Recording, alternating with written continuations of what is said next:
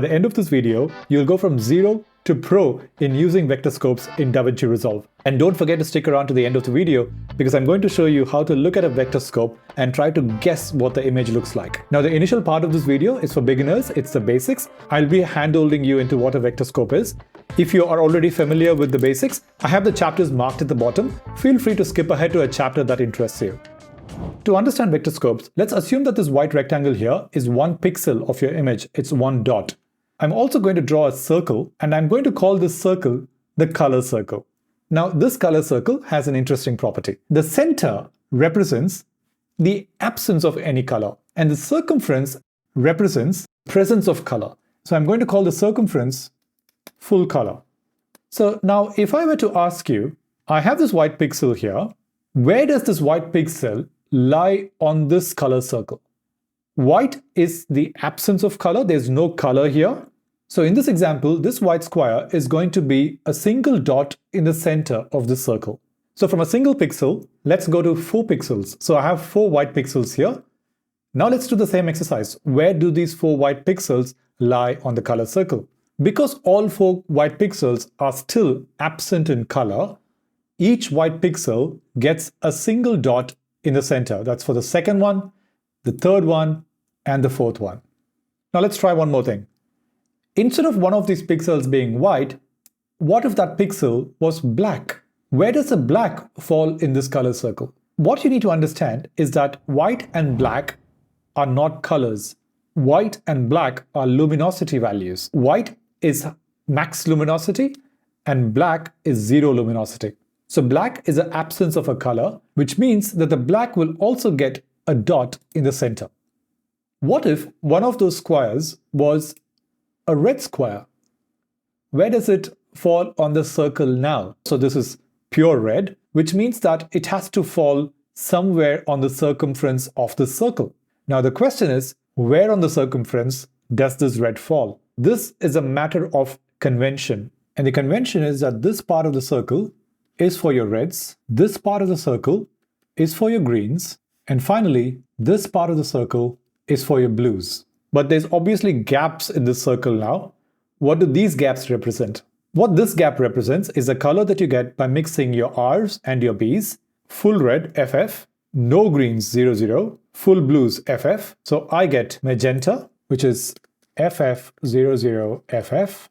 This part of the circle belongs to the colors that you get by mixing your G's and your B's. So I want 0 reds, full green, full blue. So I get cyan. So this part of the circle belongs to cyan. And this part of the circle belongs to the color that you get by mixing reds and your greens. Full red, full green, no blues. So that's yellow. So this part of the circle now belongs to my yellow colors. So now this is your full color circle with the entire circumference accounted for. So let's get back to our question. We were trying to figure out where in the circle this pure red color would be. So the answer should be obvious. The pure red color goes to the circumference here. So that pixel gets its own dot on the circumference here. Now, what if we had blues and greens also in the pixels? The blue would get its own dot here, and the green would get its own dot over here. So now the next obvious question is, we've spoken about the whites and the blacks in the center. We have spoken about the full colors in the circumference. But what's all this space in the middle? What happens between the center and the circumference? I want you to imagine a paint bucket, which is full of pure red paint. And you slowly start adding gray color to it. What's going to happen is that depending on the amount of gray you add, the intensity of the red starts going down. And you can simulate that on the screen by decreasing the opacity of the red here. So I'm going to make the opacity of the red rectangle 75%. And you can see that the intensity of the red has now decreased. It's no longer as brilliant as it was. Where does this color now fall on this color circle? This color is now represented by this point over here. So you imagine a straight line that connects the pure whites to the pure reds. And because this is not really pure red, it's been mixed with the gray. It's only 75% red. So this falls at 75% the distance to the circumference. What happens to 50% red? So this color is now even less brilliant than the 75% red. So this 50% red would get its dot at 50% the distance of this red line. Now at 25% red, it's a similar story. That's going to be here. At 10% red, it's even lighter, and that point is going to be over here. Now, as you can see, we've just formed a radius line for the reds with white at the center and pure red at the circumference with varying saturations of red along this line. So in a very similar way, I could do the same thing for the blues. So a 50% blue is going to look like this. Its spot on the color circle would obviously be at 50% here. A 10% green is going to look like that, and its spot on the color circle would be somewhere over here. So hopefully that makes sense. So your next question could be, if this is red, what's all this? So when I initially explained the quadrants, I simplified it a bit. The colors that we're talking about on the circumferences are the different hues of colors. So red is not just one color, there are different hues of red. So if I were to bring up the color picker, you will see that red could be anywhere from this color here all the way to these various colors. Right? They all form a part of the red's hue band. And you will also notice that this bar really is your circumference. So if you were to think of this as a circle, you have your reds, then you have your yellows, then come your greens, then come your cyans, your blues, your magentas, and your reds. So it's really this bar that's in a circular form. So these varying hues that go from one color to the other take up every point of this circle. So let's now go to Davinci Resolve to see this in action. This is a vectorscope. This is the color wheel that we were looking at. So here are your reds, here are your yellows, your greens, your cyans, your blues, and your magentas. The center here is your blacks or your whites, the absence of a color.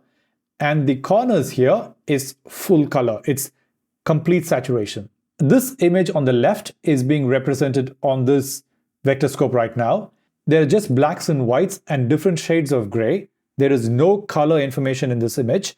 Hence, every dot is in the center, which is why there is no colors anywhere in the circle. Now let's take a look at this color bar. This color bar is called the EBU color bar. The colors here represent the 75% max value of saturation for these colors. The 75% comes from being broadcast safe. So if you are delivering to broadcast television, then your maximum saturation value needs to be under 75% of max. On the vectorscope here, you'll see target boxes for each of these 6 colors, and you'll notice that these bars sit exactly at these target colors. So these target boxes are representing 75% max threshold for saturation. If you were to draw an imaginary box connecting these target boxes, the colors in your entire video need to stay within this imaginary box. If it goes outside, you will no longer be broadcast compliant. For example, if I were to bring up this image, you will see that these pinks, these greens, these yellows are all outside this imaginary box, which means that this image is not broadcast compliant.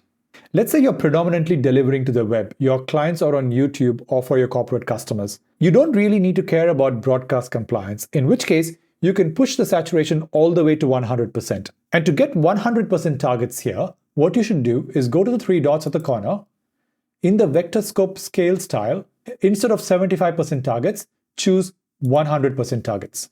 And now you'll see that if you were to draw an imaginary box between these targets, this entire image, all the colors fall well within that imaginary box, which means that for the RGB delivery space for the web, this image is compliant. There is another color bar called the SMPTE color bar, the SMPTE color bars, which have 100% targets as well. Here are your blues, your 100% blues. These are your 100% reds, that's your 100% yellows, and that's your 100% cyans. And you can see that they have their own target boxes, which they are falling within. Now, I have a question for you. So if I went back to the EBUs, and for a second, let me go back to 75% targets. All these colors fall within the target boxes. And I told you that every pixel gets its own dot. I also told you that a line connecting the center to the target represents different shades of that color. But these colors are solid colors. Why is there a line connecting the target boxes to the center everywhere? Why is there a line connecting the reds to the blues? What does that mean? The reason that line exists is because if you zoomed right in, and I'm going to go to the junction between the magenta and the greens, you will notice that the edge is not really a hard edge. There is a gradient from the greens to the magentas, and this line, the green to magenta line, represents this gradient here. If this were a truly hard edge where adjacent pixels were green and the adjacent pixel is a magenta, you will not have this connecting line. They will fall completely within the target rectangles. But because it's not a true hard line and there's a minor gradient here, that's being represented by this connecting line between the two target boxes. Okay, pop quiz time. I have an image here. Where should the vectorscope be? If you said in the center, you'll be right. The image is a black and white image, which means that there's no color information. So every single pixel of this image will be at the center of the vectorscope. And you can see that in the vectorscope here. Every single pixel is at the center here. There is no color information in this image. If I were to take another image, it's so colorful, and every single color is represented by a point in this vectorscope. So this color here is over here, these pinks. These yellows fall here. These greens fall here. Here is a more realistic image that you might see in your color correction every day. So if I looked at the vectorscope, it's dominated by the blues from the background. It's also dominated by the absence of colors from her shirt and her hair and the cup. So all that's in the center part over here. And you also have a little bit of these reds and her skin tone coming into the red area over here. So that's kind of how you read a vectorscope. Hey, if any of this has been helpful thus far, I would appreciate it if you hit the like button and left a comment below. Why do we even bother with a vectorscope? The reason why vectorscopes are important is because they give you a true signal of the hue and the saturation information of your image. One of the issues that we have is that everybody's monitors may be calibrated differently. So if you were going by just what you're seeing on your monitor, what your end viewer sees might be very different from the image that you have color corrected on your monitor, just because the calibration information on these two monitors are different. So the best that we can do is to be true to the colors that we are trying to generate. So by looking at the vectorscope, if we see something is a red, we know that that color is actually a red in that image. So now let's take a look at how these vectorscopes work in Davinci Resolve. The vectorscopes are available in the color page. To bring up the vectorscopes, you need to choose the scopes button here. If by default a different scope comes up, choose the drop down and choose vectorscope. You can now pop this out by clicking the expand icon here. You can move this to a different monitor if you have multiple monitors. Click the settings. Your first option is Colorize. With Colorize enabled, you will see that the vectorscope has all the colors correctly represented. If you remove the Colorize, it'll turn grayscale. This is purely a personal preference. I keep the Colorize on because I like to see it colorful. The second is the Extends. When you click Extends, you will see a border being created for your color information. What this border represents is the extent of all the color pixels that are in your vectorscope. If you had your extents turned off, you might come to the wrong conclusion that all these areas do not have any color information there. But because it's a very few pixels of this entire image that fall in that area, it's just not prominent enough to show up on the vectorscope, which is why you always want to use your extents to make sure that your color information is within your bounding rectangle. Let's say that you're delivering this image to broadcast television. I have my 75% targets enabled here. And by looking at the vectorscope, I can see that there's nothing that's going outside my bounding box. So I might interpret this to be broadcast legal. But this is where Extends saves you. So if I were to go back and choose Extends, you will notice that it's not actually safe because there are a few pixels here that are outside the bounding box of the 75% targets. Now to find out where these points in your image are, what you can do is choose Highlights on, go to your qualifiers, and in the saturation panel here, simply move the low point up. It's this small part of the image that's making this entire image broadcast illegal. Now going back to the settings, the next one on the list is Vectorscope brightness. So by changing the brightness, you affect how bright the colors inside the Vectorscope is. Again, this does not affect your actual image. This is just for the graph. It's just making the graph brighter. The graticule slider will make the graticule of the Vectorscope, the actual color wheel circle, how bright that is. It's just easier to read. And both these sliders are personal preference. I like to keep them both at max brightness. Now, before I go to the low range and high range sliders, go to the top, you'll see 4 options here, all low, mid, and high. If you choose low, what you're now seeing is the color distribution of just the shadow areas of your image. If you choose mid, you're seeing the color distribution of the midtones of your image. And if you choose high, you're seeing the color distribution of the highlights of your image. What the low range and high range sliders give you is the ability to tell Resolve what you consider low range, what you consider high range. So in this example, you're telling Resolve that anything under 30% luminosity is considered low range. And you can adjust this. So I could go up and say, I'm considering anything under 50% luminosity as low range and anything above 90% luminosity as high range. And everything in the middle between the 50s and the 90s fall in the mid range. Now the options here are show 2x zoom.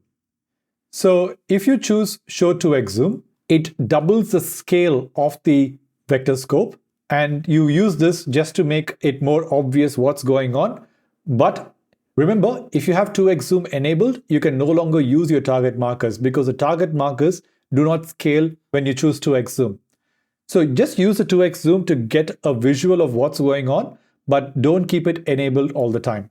The next option here is the show skin tone indicator.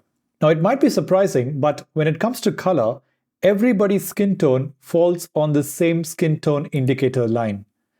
It does not matter if you're Asian, you're brown, you're Caucasian, or you're black, your skin color will always fall on the skin color line. The thing about skin tones is we as humans are very adept at telling when the skin tone looks wrong. This girl in this image, her skin tones look wrong because it's very yellow. She looks jaundiced. Now, irrespective of how you are color corrected and how you have graded the image, you always want your skin colors to look natural. And the way to do that is by using the skin tone indicator line. Let me quickly come and qualify just her skin. And you will see that her skin is not currently on the skin tone indicator. It's diverging towards the yellowish part of the spectrum. Like I said, her skin looked yellow when we first looked at it.